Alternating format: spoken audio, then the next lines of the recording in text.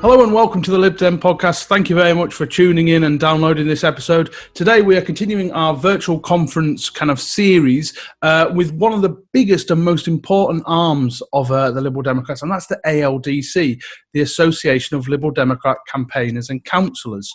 I think I got that the right way around. But just to make sure I did get it the right way around, is the man at the very top, and also the Mayor of Bury at the moment, Tim Pickstone. Thank you very much for coming on, Tim. Hi, John, and thank you very much for having me. So I suppose, most people will know what the ALDC is and what it does, but actually, do you want to give us a summary of the kind of the role of the ALDC? Well, absolutely. So, as you said, ALDC is one of the party's SAOs, or Specified Association Organisations, and we are the SAO for councillors, if that makes sense. So we're here because we're the organisation that's been set up by Liberal Democrat councillors to represent them in the party. And essentially what we're about is getting more Liberal Democrats elected as councillors. And then when they are elected as councillors, to do good Liberal democratic things on the council and make a real difference for people's lives. So that's our two aims, I guess. And as you say, we've developed into, I guess, in terms of size, the biggest party body by far. So about 15 staff, for example, at the moment, and all of those are dedicated to helping Liberal Democrats campaign and win in local elections, and then be great councillors afterwards. You'd have to excuse me. I'm not exactly sure how long you have been actually with the ALDC. How long have you been the organisation now? I've been the chief executive for about 14 years actually now, so quite a long time. And so, that's quite interesting, because going on to my next question, I'm sure the two aren't linked, but I would say after 2005, we started to see a kind of decline in Lib Dem councillors. A lot of people talk about the decline from coalition, but actually we noticed that we were starting to lose councillors before that. So what has been, last year was amazing. Those local election results last year, where we suddenly had, we elected 1,400 councillors, over 700 of them were newly elected or gains. So how has it been? Over those 14 years, what has changed? What has been that experience going through the highs and lows? Well, as you say, it's been an absolute roller coaster. So, in particular during the coalition government years, which were exciting in lots of ways, weren't they? But from a local government point of view, they were horrific. So basically, in 2011, 2012, 2013, and 2014 and 15, we lost an obscene number of Liberal Democrat councillors, including some absolutely amazing colleagues. And it was just, as we see, that the national tide is sometimes too much for a local vote. So, and you are right that decline in councillors had actually started just before the coalition government, and again, probably just on national issues as well.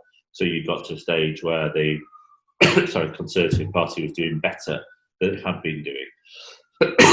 Excuse me. So we had been started losing seats, and then since the coalition, it's a lot harder going back up the hill than it is coming down. It's the biggest summary. So I think too many local parties will be able to tell you the same story, that wards that we'd spent many decades winning, we just lost really quickly during the coalition. And they've not just come back instantly. We've had to fight really hard to win wards back. And I guess the 2019 local elections, which, as you say, were amazing, and it's actually the best local elections in the history of the party, 2019, were a real sort of vindication of that hard work over many years that just shows that we can win in so many parts of the country. And I think 2019 was also a pivotal point, because so many areas had retreated to single wards, or a couple of, I can talk about in Preston, we shrank basically back down to our two silos, our two strongholds that we've held for a couple of decades, and really we just bunkered down and just tried to survive coalition. And 2019 was that kind of little burst out moment where we suddenly thought, actually, again, I can talk in Preston, we took a neighbouring ward that had been Tory for 40 years. And that was that, Richard Kemp has talked about that thin orange line of people that have kept the party alive. And not trying to blow smoke or anything, I think the ALDC has been vital at keeping that thin orange line alive, because, I mean, you guys do an awful lot of training and an awful lot of help for councillors to get themselves elected, and that's probably, it's one of the key roles of the ALDC, isn't it? Absolutely, and I'll come to that in a second, but I just wanted to talk about that holding on. So I can really attest to that personally. So in Bury, where I'm a councillor, you know, there was 9 of us at one just before the coalition. We were about to take our 4th ward. Everything was going great, and then all of a sudden, by 2014, there was just me. And that election in 2014, where I got re-elected actually against Labour, was, you know, is actually my proudest political memory, because it was you know, all the Labour leaflets in my ward were get rid of Nick Clegg's man in Bury and things like that, and they dug up every picture they could find of me and Nick Clegg, which because they were mostly at receptions at conference, mostly involved me having a glass of wine in my hand. So it was all, but I won with more than 50% of the vote, and so, as you say, holding on in places, as we did in so many places, somebody or a small group of people held on was vital. But going back to training, you're right. So our philosophy at ALDC is essentially that we want to empower people to campaign and win. So we don't believe in coming to win for you, if that makes sense, because we couldn't do that. We couldn't possibly do that in all the thousands of council elections that there are every year.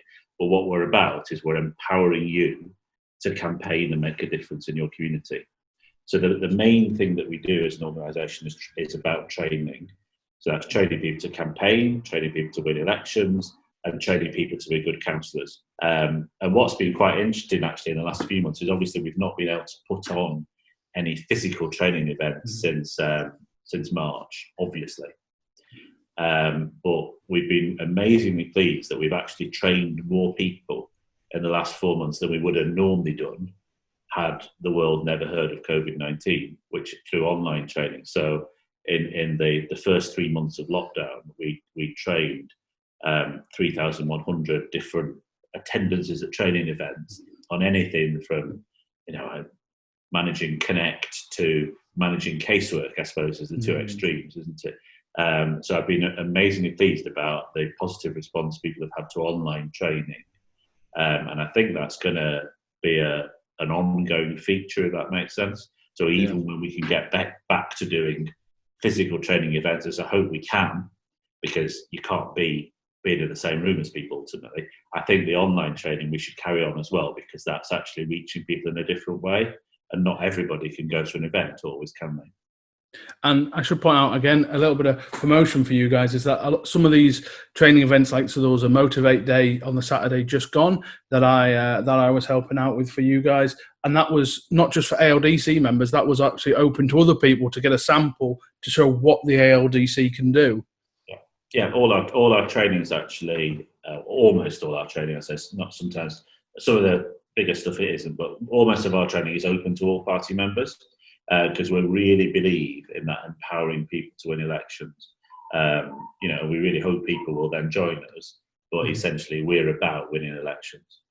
And so what do people get for their joining? So what kind of, if you are, I'm not talking about people with huge parties, you know, ones with massive organisations down in Oxford or Cambridgeshire or something like that, but actually if you're in a player that's got quite a weak party or quite a small local party, what can the LDC membership do for you and your local party?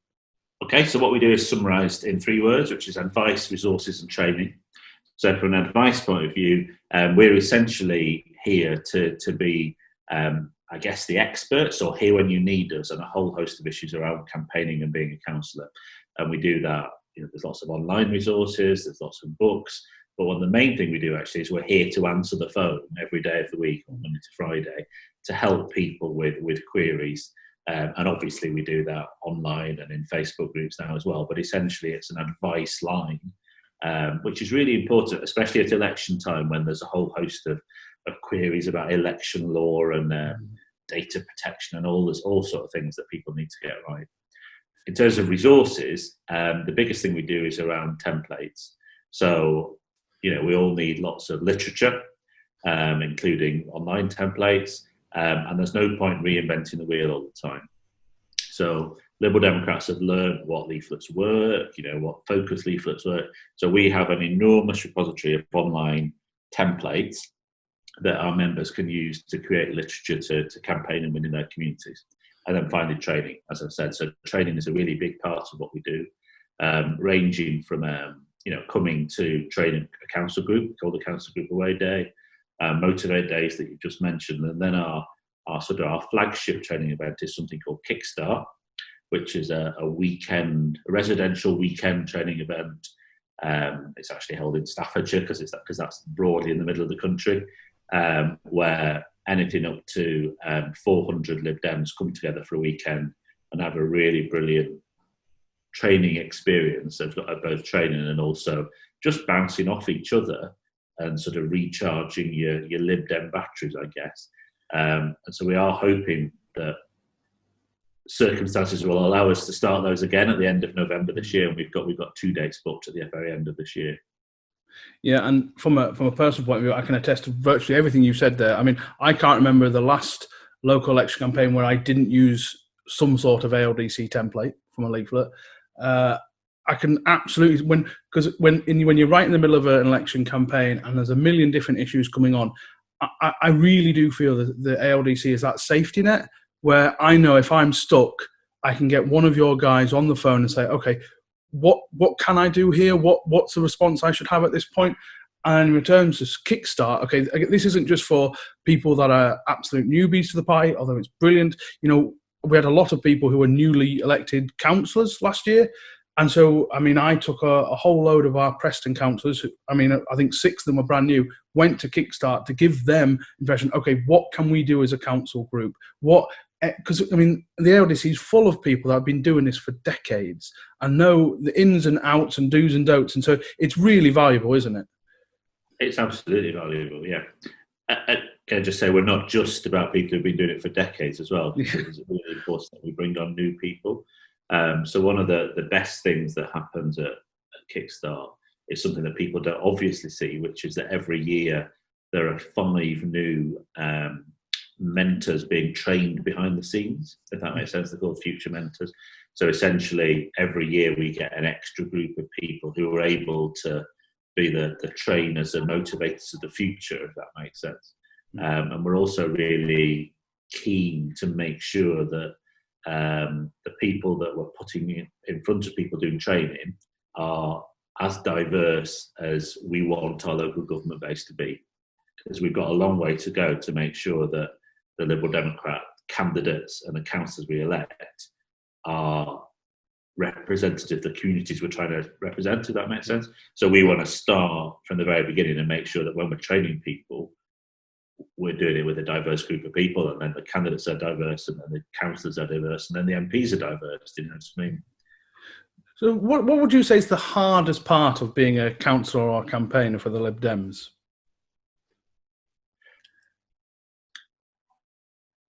That's a very interesting question, isn't it? I'd probably be quite good at telling you what the best parts are. So the hardest part, I guess the hardest part is keeping going sometimes, isn't it? Because in reality, all of us have ups and downs in our life. Do you know what I mean? And there's other stuff going on, and do I really want to deliver leaflets this afternoon and things like that? So I think the keeping going is the challenge, actually. And again, from a personal point of view, I find the ALDC, and particularly the Facebook group and things like that you can go to when you're part of it, is wonderful for, sometimes you do, again, if you're in an area where it's fairly small party, of knowing you're not on your own. All these ups and downs and things, can I really be bothered knocking on doors this week? There's someone there who's feeling the exact same way, and just go knock on 5 or something like that, and helps you out of any ruts that you might be in. But I think also, individuals are very key to this, aren't they? So in most local areas, there is 1 or sometimes 2 or 3 or 4 people who actually make stuff happen. So there is somebody in every area who goes, go on, we need to start door knocking this week, and actually makes it happen. And so those people are the absolutely essential key people. You'd almost call them local leaders, perhaps with a lowercase l, because it is sometimes the council group leader, but sometimes it isn't. Sometimes it's somebody else that makes it happen. So I think without those people, our local success wouldn't happen. Essentially, it's those sort of unsung heroes who make it happen through sheer determination. And just the ALDC is just not just for people, who want to be councillors. It's also for people that want to do those behind the scenes roles as well. Or do you think, or am I completely wrong there? You think actually that if it's more of a delivery method for getting people elected? No, not at all. I mean, not everybody wants to be a councillor, and that's absolutely fine, because there are lots of other ways that we can achieve liberal change in our communities. I mean, we are about electoral politics as a party, aren't we? Because that's the sort of party we are. But, behind every person who wins a local election is a team, essentially, isn't it? Which is, includes the agents, the art workers, the person doing social media. ALDC is very much about the team. So we do a lot of work with election agents, try and make sure that every local election agent has been trained by us, because we don't want people making legal mistakes. Yep. We're a lot about the people who do artwork and connect. So it's the more sort of techie things, for want of a better word, that are really, really important to that winning team.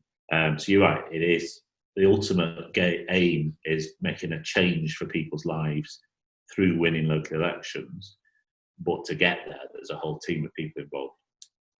And moving on to the future now, there's lots of talk about local government reorganisation and whether borough councils like Preston or is Bury a borough council? I don't know off the top of my head. It's a metropolitan borough, so we're not affected just at the moment. Okay. Well, at the moment, just so listeners and viewers know, that there is a lot of talk going on about local government reorganisation where the government may get rid of all two-tier councils and form unitaries and basically reduce the number of councils down to 80 is the number I've heard being bandied around. So again, an example would be there are 15 authorities in Lancashire, 12 boroughs, 2 unitaries and the county. They would all be compressed into 3. Now, what's your position on that, Tim? Is that an opportunity? Is it a huge threat? How do you see it? Well, it's a threat, to be honest, isn't it? So I think our view that local government, the key word in local government is local. As many decisions as can be made as close to people's own lives as possible, that the better, essentially. And the Conservatives' agenda on this seems to be essentially that bigger is better. Mm-hmm. And what they've talked about is councils with a population of about 500,000, for example, being their optimal size, which is a lot bigger than most councils at the moment, massively bigger than most councils. And I suppose from an ordinary person's point of view, the worry is that local government becomes very remote. So say there is, I don't know, one local council for the whole of Lincolnshire, which is a geographically huge place. The distance between you as an ordinary person and your local council is enormous, isn't it? So I think that's a challenge. There's a challenge for the Lib Dems. So most of our councillors are English district councillors. 54% of Lib Dem councillors are English district councillors. So obviously there's a real threat if that tier is abolished. Because they are all, busy campaigning in their local communities. They're busy contributing to funds, no doubt, aren't they? And they're busy making stuff happen. So if there are less councillors, then that's a really big challenge. But we need to just make that work, don't we? So when your 3 new councils in Lancashire are created, those first elections are going to be really critical, aren't they? Yeah. So we need to help people on the ground think now about how we're going to end up with a strong team on those new councils. Yeah. And we've done that. We've learned the hard way, actually, because there's quite a few places that have already gone unitary over the years. And sometimes we've gone really backwards badly on those. Cheshire was one that springs to mind in the northwest. Yeah, absolutely. But so we need to learn from that. And those first elections are critical. So it's not impossible. So, for example, Bournemouth, Christchurch and Poole, for example, which is a new unitary that was created in 2019, we run. So it's not impossible to do well in those first elections, and that's what we need to learn from. And do you think sorry, go on. I was just going to talk about town and parish councils as well. So the other big issue there is that if local government all of a sudden becomes more remote from individuals, then in many areas, town and parish councils are going to become more important. So say, so I'm from Chorley, which is not too far from you. Mm-hmm. So I suspect that if Chorley Borough Council is abolished and it's part of some bigger thing that probably includes Preston, then there will be a Chorley Town Council created. And I think that's really important because Chorley as a town, needs its civic core, doesn't it? It needs civic leadership. People need to be proud about Chorley. And lots of things are achieved at a town council level. And I think that's a new set of elections that we can go and win as Liberal Democrats. And even we didn't coordinate this, but because we have the same concerns in Preston. I mean, Preston's in a slightly funny place in regard to unitaries because Preston is struggling as a borough at the moment, but we won't get into that.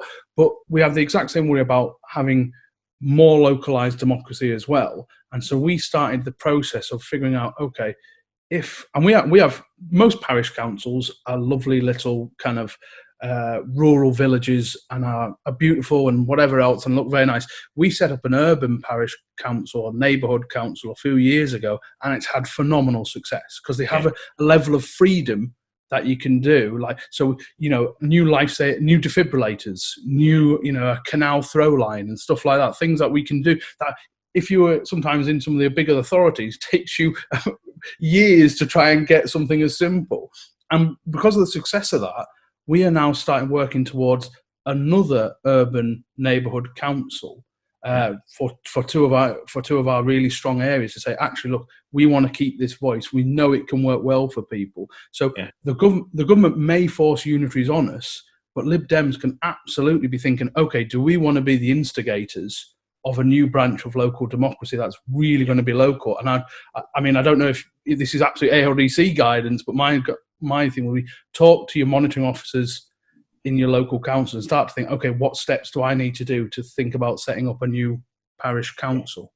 Yeah, and this has happened. So in lots of areas that have already gone unitary, there are new town councils that have sprung up. So, for example, Durham it's actually called a city council because Durham is a city, but it is actually it's the same level, I guess, as a town council. So a new city council has been set up to maintain that civic leadership in the city of Durham.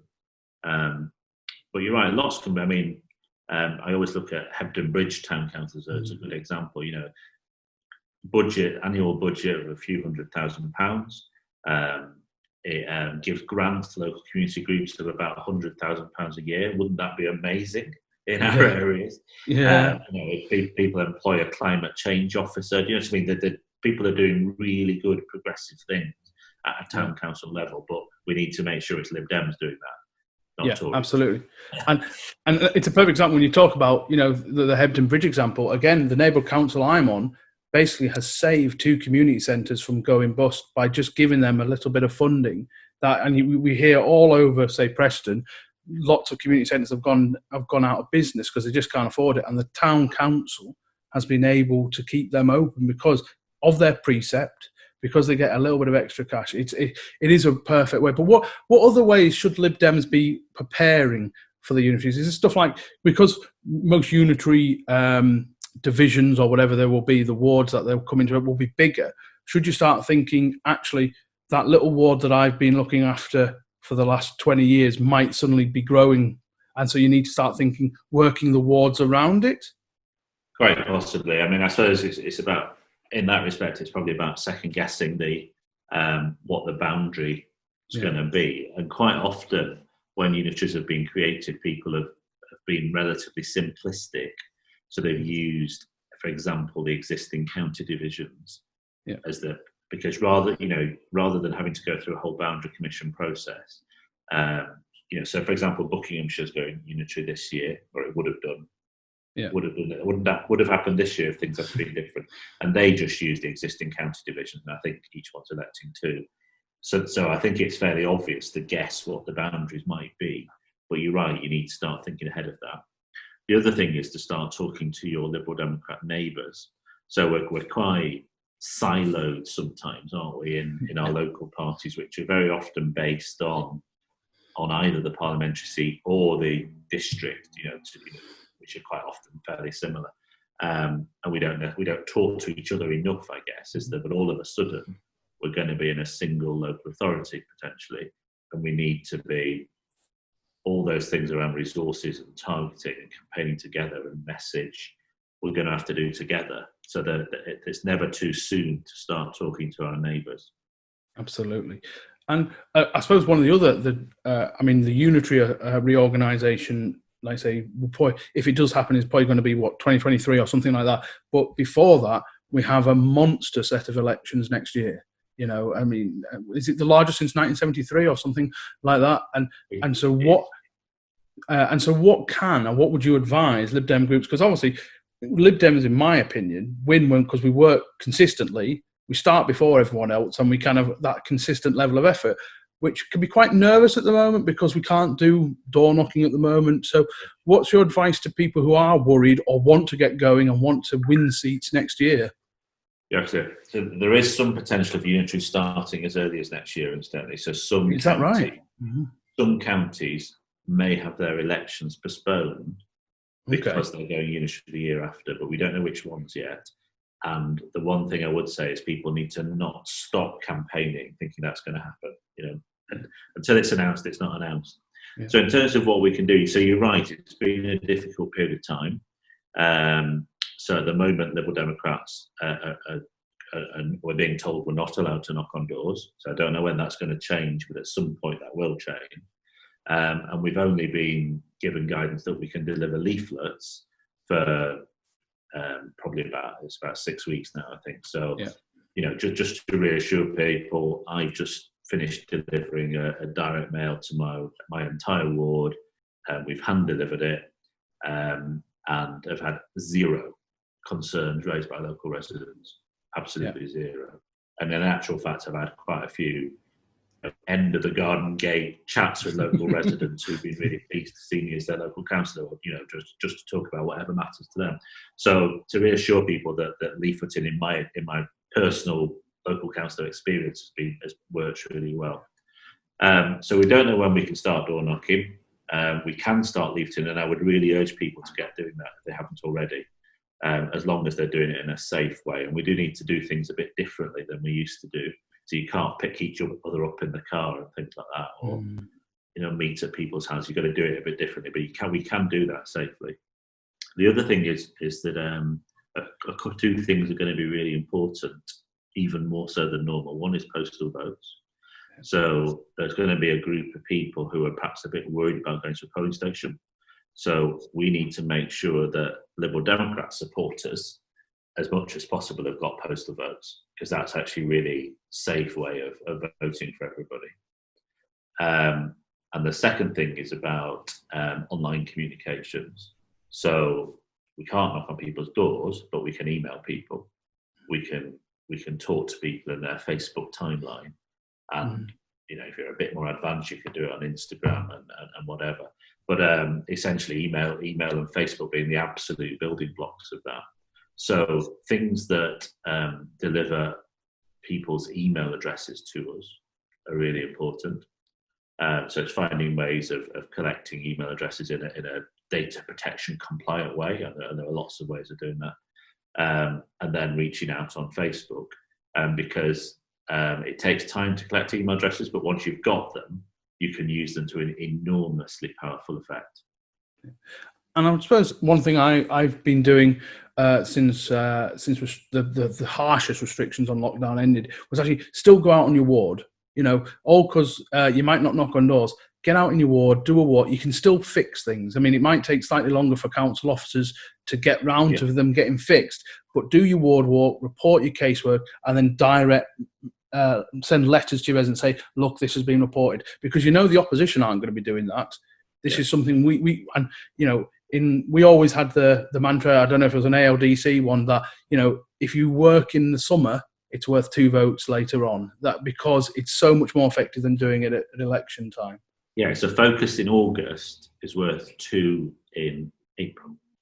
essentially, or 2 in March. So essentially, delivering a focus in August is twice as worthwhile as doing 2 near election time. Because what people really want is they want you to care about the community all year round, and not just because you want their votes at election time, which is exactly what our opponents do, isn't it? They just rock up and deliver some Labour Rose or whatever rubbish it's called in your area.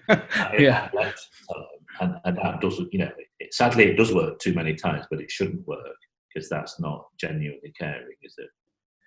And I suppose to kind of start to round up this interview. So, like I said, the ALDC, it does cost money to join. So how much is it to join the ALDC? It costs £86 a year at the moment, which is, I know it's not the cheapest thing. There's various things we can help with that. So, for example, we very often do new member discounts where it's half price for the first year. Most councillors join through their council group. So council groups have what's called a group membership, and there's a discount on that as well. So that's the way that most councils are members. And then we also have a reduced rate membership for younger people as well. So there's various ways that people can get involved, and we don't want money to be a bar, but we are providing a shed load of services, so it does cost some. Well, all I can say is, Tim, is thank you so much for coming on the podcast. We really appreciate your time. And just to say, people, like I said, I joined the ALDC probably about 2 years before I actually got elected. And, people that do join the ALDC are more likely to get elected. That's just a blunt fact, and I'm sure Tim won't mind me saying it. But it's... Sorry, go on, Tim. Were you going to say something? I joined the LDC 2 years before I first got elected as well. Oh, there we go. It must be the trend. But it's a brilliant organisation. As Tim was saying, it's one of the staples now of the party. I consider it the campaigning wing of the party, where you can get honest advice as people all across the country, particularly when you look at our MPs are very southern based. They're very Scottish-based, and that whole tranche in the middle of the Midlands and the North and other areas that don't have a parliamentarian to help them, I find the ALDC is absolutely vital for that. So do go check them out. Do follow them on their social media. You can follow Tim as well with his year as being a mayor of Bury. So do go give him appreciation for coming on the pod. Thank you so much for listening. You can follow everything with the Lib Dem Pod at Lib Dem Pod on Instagram, Twitter and Facebook. You can follow myself, John Potter. I'm all over Instagram, Twitter and Facebook as well. It's John Potter LD. So thank you very much for listening. We'll have more episodes coming up very soon, and we'll see you next time.